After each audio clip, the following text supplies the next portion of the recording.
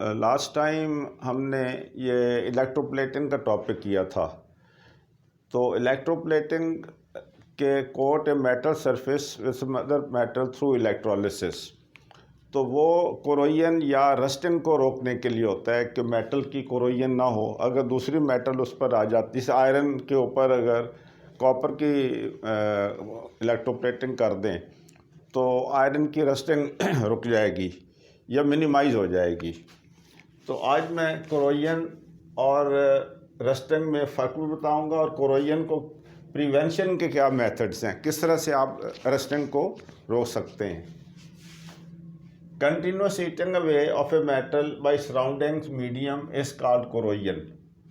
कि कोई भी मेटल है, एलुमिनियम, आयरन, कॉपर, अगर उसकी ईटिंग अवे होती है with the passage of time, eating away mean ख़त्म होना, उसका नाम कोरोजन है।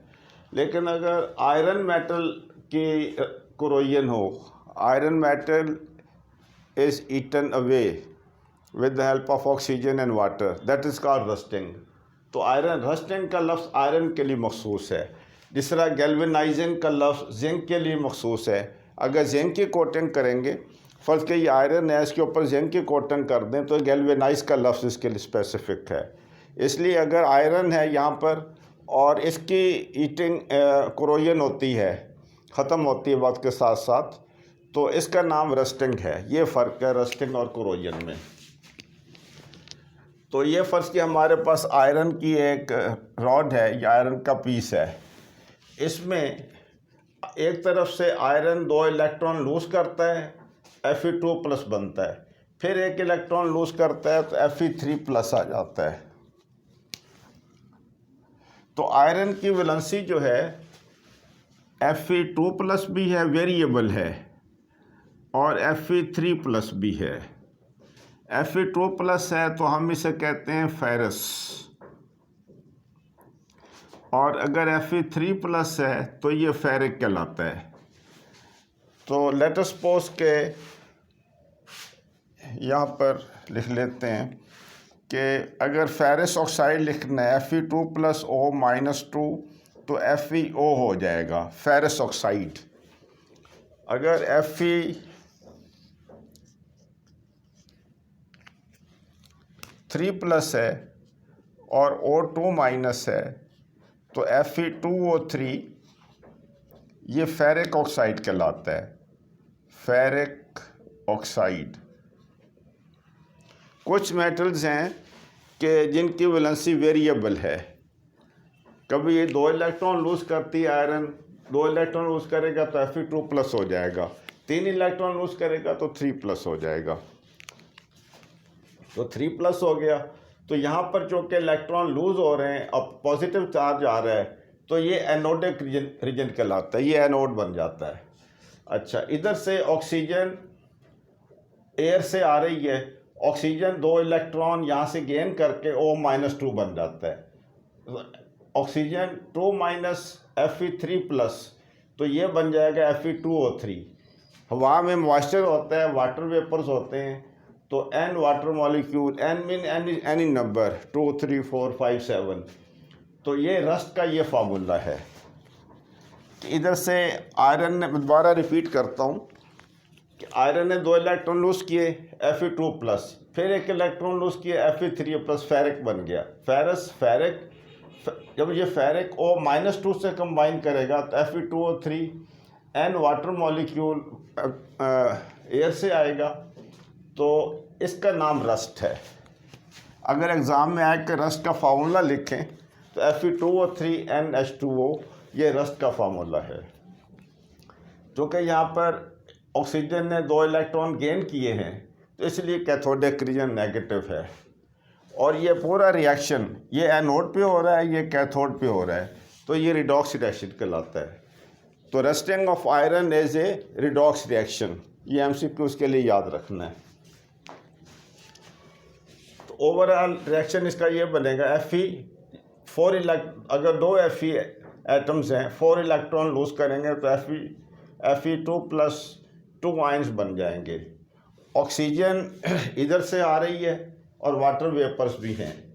ये H आयंस कहाँ से आते हैं? एच आयन शो करता है एसिडिक मीडियम को। हवा में होती है कार्बन डाइऑक्साइड गैस। तो ये अगर मैं मिटा दूँ यहाँ से, हवा में है CO2 गैस और वाटर वेपर्स भी हैं।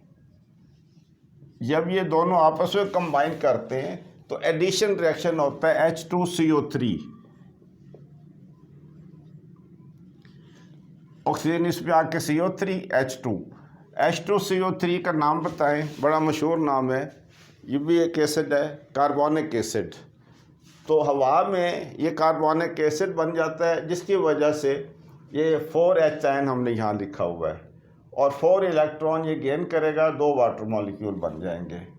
फिर Fe+O2, ये 4H, तो Fe2+ आयरन जो है इलेक्ट्रॉन लूज करके Fe2+ में चेंज होगा, 4H, और ये ऑक्सीजन -2 हो जाएगा, तो 2 वाटर मॉलिक्यूल। ओवरऑल रिएक्शन ये बनेगा 2Fe2+ + ½ O2 + 2 + N water molecule, arrow Fe2O3N। ये रस्ट का फॉर्मूला है, रस्ट, और 4H वापस जनरेट हो जाते हैं। ये 2 MCQs हैं। The formula of rust is FeO, Fe2O3, FeCl2, Fe2O3, NH2O। तो Fe2O3, NH2O is the formula of rust. तो डी पे टिक मार्क करना है। Rusting of iron is oxidation, reduction, redox reaction, hydrolysis. जैसे मैंने एक्सप्लेन किया है, यहाँ पर ऑक्सीडेशन हो रही है एनोड पे, इधर रिडक्शन हो रही है। ये ऑक्सीडेशन है, ये रिडक्शन है, तो ये रिडॉक्स रिएक्शन है। तो रिडॉक्स रिएक्शन पे टिक मार्क करना है। अब मेथड्स हैं प्रिवेंशन ऑफ कोरोजन। ये कोरोजन को आप किस तरह रोक सकते हैं? तो कोरोजन के लिए मेन जो है वाटर और ऑक्सीजन का होना ज़रूरी है। इन दोनों में से कोई एक चीज़ ना हो तो कोरोजन नहीं होगी, रस्टिंग में नहीं होगी। नंबर 1 है पेंट्स एंड ग्रीसिंग। अगर उसके ऊपर आप पेंट कर दें तो ऑक्सीजन एंटर नहीं हो सकती, तो वो रस्टिंग नहीं होगी। ग्रीसिंग आपने देखा होगा, ये मोटरसाइकिल वाले या गाड़ियों वाले पुर्जों को नीचे से ग्रीसिंग करते हैं ताकि नीचे जंग ना लगे, जंग लग के वो ख़त्म ना हो जाए आयरन। तो ग्रीसिंग से भी ये आप कोरोजन रोक सकते हैं या रस्टिंग रोक सकते हैं अगर आयरन है तो क्योंकि जब ग्रीस, फर्स्ट के ये आयरन का पीस है, उसके ऊपर ग्रीस लगी हुई है, तो इसमें ऑक्सीजन एंटर नहीं हो सकती और वाटर वेपर भी एंटर नहीं हो सकते, इसलिए इसकी कोरोजन नहीं होगी। एलाइंग, एलाय होता है कि दो मेटल्स का होमोजीनियस मिक्सचर। इसकी डेफिनेशन है homogeneous mixture of 2 or more than 2 metals is called alloy. First किया कॉपर है और जिंक है। आप हैरान होंगे कि मिक्सचर किस तरह बनेगा इसका। कॉपर 70% ले लें, जिंक 30%। ये कॉपर 70 ग्राम है, ये 30 ग्राम है। इन दोनों को अलग अलग मेल्ट कर लें, फिर इनको मिक्स कर दें अच्छी तरह, तो जो चीज़ बनेगी वो एलाय कहलाएगा और इसका नाम ब्रास है। ब्रास अक्सर देखा होगा, पीतल, ये येलो कलर का, ये टूटियाँ लगी होती हैं मस्जिदों में, तो ब्रास जो है आपका पीतल बन जाता है। इससे भी रस्टिंग जो है वो प्रिवेंट होती है, रस्टिंग नहीं होती ब्रास को। तो एलाय बना लें, फिर भी rusting, you can prevent rusting. Galvanising, कि अगर ये फर्स्ट की आयरन है, उसके ऊपर जिंक की आप तय चढ़ा देते हैं थ्रू इलेक्ट्रोलिसिस, गैल्वेनाइज है, तो जिंक का लफ्ज़ गैल्वेनाइज के लिए यूज़ होता है। ये MCQ अक्सर आता है एग्ज़ाम में। मेटालिक कोटिंग, किसी अच्छी मेटल की आप आयरन है, इसके ऊपर आप दूसरी मेटल कॉपर, इसको जंग नहीं लगता, वो आप उसके ऊपर कोटिंग कर दें तो फिर भी आपकी रस्टिंग या कोरोजन रोक सकते हैं। इलेक्ट्रोप्लेटिंग से भी कोरोजन रोक सकती है। एक तो इम्पॉर्टेंट क्वेश्चन है जो अक्सर आता है, O लेवल में तो अक्सर रिपीट होता है, आखिर बोर्ड में भी आ सकता है। आयरन और एल्युमिनियम, आयरन की जब कोरोजन होगी तो उसको हम रस्टिंग कहेंगे। तो ये Fe2O3 Fe2O3 की एक लेयर बन जाती है इसके ऊपर। फर्स्ट किया ये आयरन है, इसके ऊपर एक लेयर बन गई Fe2O3 की, और ये लेयर पोरस होती है,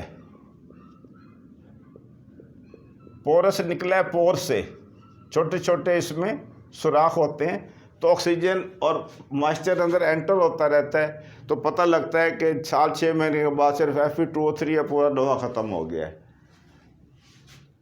जबकि एलुमिनियम जो है, एलुमिनियम की जो लेयर बनती है Al2O3 की लेयर बनेगी ऑक्सीजन से रिएक्ट करके। Al+3, ये फार्मूला मैं पहले करा चुका हूँ, O-2 Al2O3। ये पोरस, ये वाली Al2O3 की जो लेयर है ये नॉन पोरस है। नॉन पोरस मीन इसमें पोर्स नहीं होते। जब ये लेयर बन जाती है तो ये प्रिवेंट करती है ऑक्सीजन को अंदर एंटर होने से। ऑक्सीजन एंटर नहीं होगी, अंदर एलुमिनियम सेफ रहेगी। इसलिए आजकल ज़्यादा आयरन की बजाय एलुमिनियम की विंडोज़ यूज़ कर रहे हैं, क्योंकि जैसे ये एलुमिनियम ऑक्साइड बन जाएगा, एलुमिनियम ऑक्साइड एलुमिनियम का सेम कलर होता है, तो वो फर्दर इसकी जो है ना कोरोजन वो रुक जाती है कि अंदर एलुमिनियम ऑक्साइड की लेयर इसको कवर कर लेती है, ऑक्सीजन को अंदर एंटर नहीं होने देती। गोया इसको ये मुहाफ़िज़ का काम करती है एलुमिनियम का।